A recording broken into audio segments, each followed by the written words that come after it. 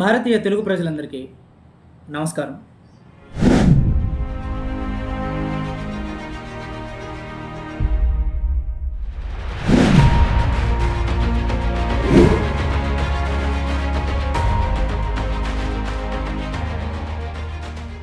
Fountain head కథలో ఐన్ Rand గారు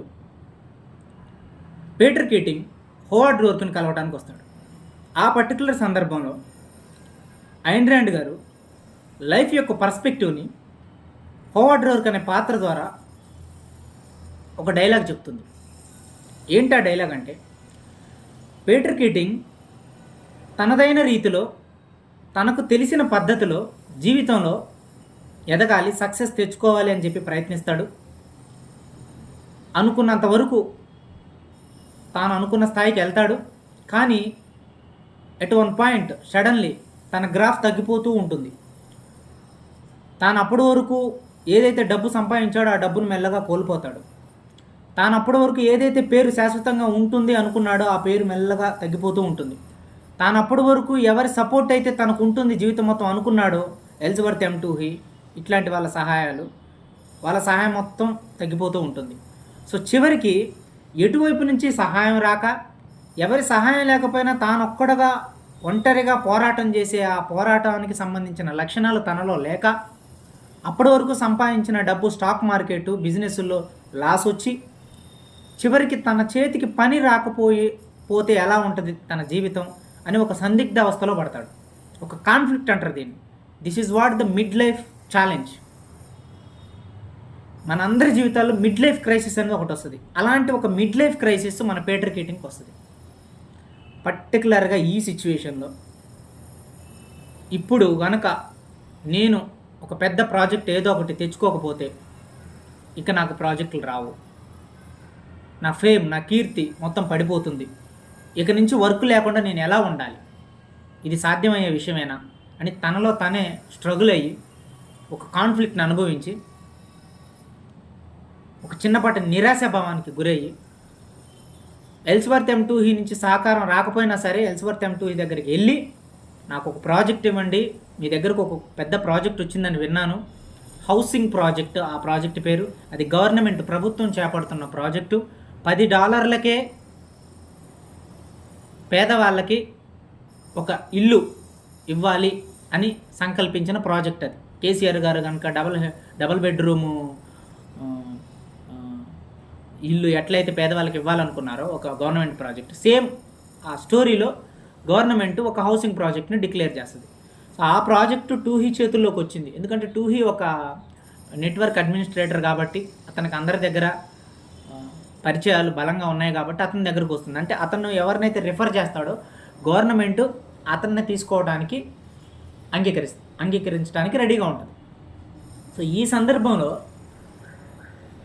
2He దగ్గర సహాయం అడుగుదామని చెప్పేసి ఆశించి ఎక్స్పెక్ట్ చేసి మన పీటర్ కీటింగ్ వెళ్తాడు. వెళ్ళి ఆ ప్రాజెక్ట్ని తెచ్చుకుంటాడు. సరే, నీ వల్ల అవుతుందా పీటర్, ఇది $10 కట్టాల్సిన ప్రాజెక్టు, ఒక్కొక్క ఇల్లు ఒక్కొక్క గది $10 పేదవాళ్ళకి ఇవ్వాలి, అందులో ఒక ఫ్యామిలీ ఉండేటట్టుగా ఏర్పాట్లు చేయాలి, ఇది నీ ఇన్నోవేటివ్గా ఆలోచించాలి, మరి నీకు కుదురుతుందా, నువ్వేమో ల్యావిష్గా పెద్ద పెద్ద కోట్ల డబ్బులు తీసుకొని నీ డిజైన్ వేరుంటుంది, నీదంతా ఒక రొటీన్ వేలో గతంలో వాడిన డిజైన్స్ అవే వాడి చేసే కల్చరు ఆ టేస్ట్ నీది అని అంటే, లేదు నాకు ఈ ఒక్క అవకాశం ఇచ్చి చూడండి, నేను చేస్తానా లేదా అనేది మీరు అంగీకరించండి, నచ్చితేనే మీరు యాక్సెప్ట్ చేయండి, నాకు కొంచెం టైం ఇవ్వండి అని చెప్పేసి వస్తాడు. సరే నువ్వు ప్రయత్నించు, నీ డిజైన్స్ నాకు నచ్చితే తీసుకుంటా అంటాడు. సో ఈ పర్టికులర్ సిచ్యువేషన్లో నైట్ అంతా కూర్చుంటాడు. సో సాధ్యపడదు. చివరికి తనకు ఆలోచన వస్తుంది. మళ్ళీ 5 సంవత్సరాల తర్వాత, for the first time 5 years తర్వాత మళ్ళీ రోర్కును కలవాలని నిర్ణయించుకుంటాడు. ఎప్పుడైతే రోర్కును కలవాలని నిర్ణయించుకుంటాడో రోర్క్ దగ్గరికి వెళ్తాడు. రోర్క్ చూసి చూడగానే పీటర్ కీటింగ్ని అనుకుంటాడు, ఒకప్పుడు పీటర్ కీటింగ్ ఇప్పుడు పీటర్ కీటింగ్ వేరు. చాలా సన్నగా అయిపోతాడు. కళ్ళల్లో ఒక ఆత్మవిశ్వాస లోపం కనపడుతుంది. శరీరంలో ఒక కాన్ఫిడెన్స్ ఉండదు.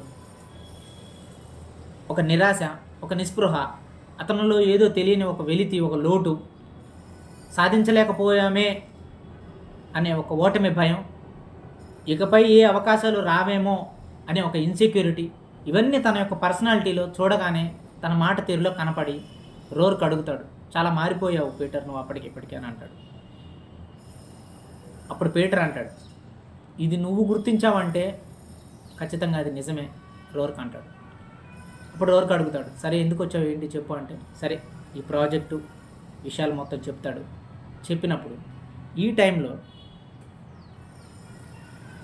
మొదటి నుంచి ఏదైతే పీటర్ కీటింగ్ ఒక ప్రాజెక్ట్ హెల్ప్ కోసం రోర్క్ దగ్గరికి వెళ్ళిన ప్రతిసారి చేస్తాడు, హెల్ప్ చేస్తాడు, ఇచ్చేస్తాడు డిజైన్స్. ఆ డిజైన్స్ పట్టుకొని పీటర్ కీటింగ్ వెళ్తాడు, బిల్డింగ్స్ కన్స్ట్రక్ట్ చేస్తాడు, పేరు తెచ్చుకుంటాడు, సంపద, డబ్బు, కీర్తి అన్ని ఫేమ్ అన్నీ పీటర్ కీటింగ్ వస్తాయి. కానీ ఆ డిజైన్స్ చేసింది రోర్క్ అనే విషయం ఎవరికీ తెలియదు, ఒక్క పీటర్ కీటింగ్కి తప్ప. అప్పుడు ఒక కండిషన్ పెడతాడు ఈసారి, పీటర్ నువ్వు చెప్పిన ప్రాజెక్ట్ డిజైన్ నేను చేస్తాను, ఎందుకంటే ఒక 3 సంవత్సరాల నుంచి నాకు పని లేదు, నీకు తెలుసు నేను ఎక్కడో మారుమూల ప్రాంతంకి వెళ్ళి అక్కడ ఒక చిన్న చిన్న బిల్డింగ్లు కట్టాను, కొన్ని రోజులు క్వారీలో పనిచేశాను. ఈ 3 సంవత్సరాలు నాకు వర్క్ లేకపోవడం వల్ల నాకు చాలా సమయం దొరికి నేను ఒక ప్రాజెక్ట్ మీద నాకు నేనుగా పనిచేశాను. $10 కాదు, $5 ఒక పేదవాడికి ఇల్లు ఎలా కట్టాలనే డిజైన్ నేను ఆల్రెడీ చేసి పెట్టాను, నా దగ్గర కంప్లీట్ ప్రాజెక్ట్ ఉంది. ఆ ప్రాజెక్ట్ నేను నీకు ఇస్తాను, బట్ వన్ కండిషన్, ఆ కండిషన్కి నువ్వు ఒప్పుకుంటేనే నేను నీకు ఇస్తాను అంటాడు. ఏంటి ఆ కండిషన్ అంటే, ఈ డిజైన్ నేను ఏదైతే నీకు ఇస్తానో ఆ డిజైన్లో ఏదైతే ప్యాటర్న్ నేను డిజైన్ చేశానో, ఏదైతే నమూనా అందులో పొందుపరిచానో, ఏవైతే బ్లాక్స్ అందులో కన్స్ట్రక్షన్ చేశానో కంప్లీట్గా ఇదే డిజైను 100కి 100% నువ్వు కడతాను అంటేనే నేను ఒప్పుకుంటాను. సో నువ్వు కడతానని ఒప్పుకుంటే ఈ కాంట్రాక్ట్ మీద సంతకం చేయని చెప్పేసి ఒక బాండ్ పేపర్ తెచ్చి సంతకం చేయించుకుంటాడు. సో సంతకం చేయించుకున్న తర్వాత అంటాడు, మరి నీకు డబ్బు కావాలా అని పీటర్ కీటింగ్ అడుగుతాడు రోర్క్ని. అప్పుడు డబ్బు గురించి తర్వాత మాట్లాడతాను, ముందు ఈ కాంట్రాక్ట్ నీకు ఓకేనా అని అడిగి పీటర్ కీటింగ్ ద్వారా సంతకం పెట్టించుకొని అప్పుడు మాట్లాడతాడు రోర్క్. ఏమంటాడంటే, పీటర్ నా జీవితంలో నేను డబ్బు కోసం ఏ పని చేయాల, నేను చేసిన పనికి డబ్బు వస్తుంది తీసుకుంటున్నా అంతే. డబ్బు గురించి, సంపద గురించి, కీర్తి గురించి, పేరు గురించి, నలుగురు నా గురించి మాట్లాడుకోవడం గురించి, గొప్ప గురించి, గొప్పతనం గురించి, ఇలాంటి వేటి గురించి నేను ఏ రోజు ఆలోచించలేదు. నేను కేవలం ఆలోచించింది నా పని గురించి అని ఇక్కడ పర్టికులర్ ఫేజ్లో డైలాగ్ ఉంటుంది. My purpose, my reward, my life is the work itself, nothing else matter to me. Ayn Rand గారు చెప్పిన ఫౌంటైన్ హెడ్ మొత్తం ఫిలాసఫీలో ఒక్క డైలాగ్లో చెప్పాలంటే this is the only dialogue which will explain total Fountainhead summary or review. మొత్తం total Fountainhead book 1000 పేజీలు మొత్తాన్ని ఒక్క డైలాగ్లో చెప్పాలంటే మొత్తం ఈ డైలాగ్లో ఉంటుంది. బట్ ఈ డైలాగ్ ఏ కాంటెక్స్ట్లో వచ్చింది, ఏ సందర్భంలో వచ్చింది, ఆ డైలాగ్ రావడానికి క్రియేట్ అయిన పరిస్థితులు ఏంటి, పీటర్ కీటింగ్ జీవితంలో వచ్చిన పరిస్థితులు ఏంటి, అప్పటికి రోర్క్ జీవితంలో వచ్చిన పరిస్థితులు ఏంటి, ఈ 2 పరిస్థితుల మధ్య ఆ 2 క్యారెక్టర్లు ఒక దగ్గరికి చేరి వాళ్ళిద్దరూ ఒకరికొకరు మాట్లాడుకుంటున్నప్పుడు రోర్క్లో నుంచి వచ్చిన ఒక పర్స్పెక్టివ్, లైఫ్ మీద నుంచి వచ్చిన ఒక పర్స్పెక్టివ్ డైలాగ్ ఏదైతే ఉందో అదే ఈ డైలాగు. అప్పుడు దాని వెయిటేజ్ మనకు అర్థమవుతుంది. బట్ ఆ వెయిటేజ్ని మీకు ఫౌంటైన్ హెడ్ బుక్ చదవకపోయినా సరే ఆ వెయిటేజ్ మీకు అర్థం కావడానికే నేను ఈ డైలాగ్ గురించి ఎక్స్ప్లెయిన్ చేస్తున్నాను. The total fountain head entire meaning, entire understanding ఈ ఒక్క డైలాగ్లో ఉంటుంది.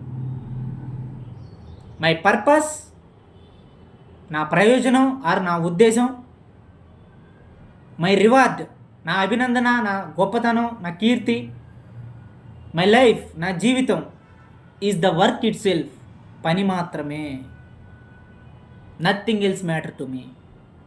నా జీవితానికి ప్రయోజనం, నా జీవితానికి పేరు, నా జీవితానికి అభినందన, నా జీవితానికి సంపద, కీర్తి, అలాగే నా జీవితం కూడా, వీటన్నిటికీ పర్పస్ నా పనే. పని తప్ప నాకు ఇంకొకటి వేరేది లేదు. దీన్ని దాటుకొని డబ్బు కానీ పేరు కానీ ఏదైనా వస్తే దట్స్ ఓకే, కానీ నేను దానికోసం పని చెయ్యను. ఎప్పుడైతే నువ్వు డబ్బు కోసం పనిచేస్తావో, ఎప్పుడైతే నువ్వు కీర్తి కోసం పనిచేస్తావో, సంపద కోసం, పేరు కోసం, నలుగురు నిన్ను పొగడాలని వీటి కోసం నువ్వు పని చేస్తావో, నీ పనిని దాటి ఇవన్నీ ఎప్పుడైతే ముందుకెళ్తాయో అప్పుడు నీ పనిలో ఉండే నైపుణ్యం కానీ, నీ పనిలో నువ్వు చేయాలనుకుంటున్న శ్రద్ధ కానీ, నీ పని మీద ఉండే అసలు జీవం కానీ అది ఓవర్కమ్ అవుతుంది. అంటే అసలు దాని యొక్క ధర్మం దెబ్బతింటది. నీ పని యొక్క ఉద్దేశం నీ పనే అయినప్పుడు ఆ పనిలో నువ్వు ఎలా పని చేయగలగాలి, అందులో స్వధర్మానికి సంబంధించిన వ్యక్తిగతం యొక్క నీ రిఫ్లెక్షన్ ఎలా ఉండాలి, ఒక పనిని నీదైన స్టైల్లో నువ్వు చేస్తున్నప్పుడు ఆ పని మీద ఎంత ఫోకస్ ఉండాలి, ఇవి మాత్రమే ఒక పని చేయడానికి అవసరం. ఎప్పుడైతే ఆ పని ద్వారా వచ్చే ప్రతిఫలం మీద నీకు ఎక్కువ ఫోకస్ ఉంటుందో పని పోయి ఆ ప్రతిఫలం మీద ఫోకస్ అయ్యి చేసే పని సరైన రీతిలో జరగదు అనేది ఐన్ ర్యాండ్ గారు ఇక్కడ చెప్తున్న main very very important principle.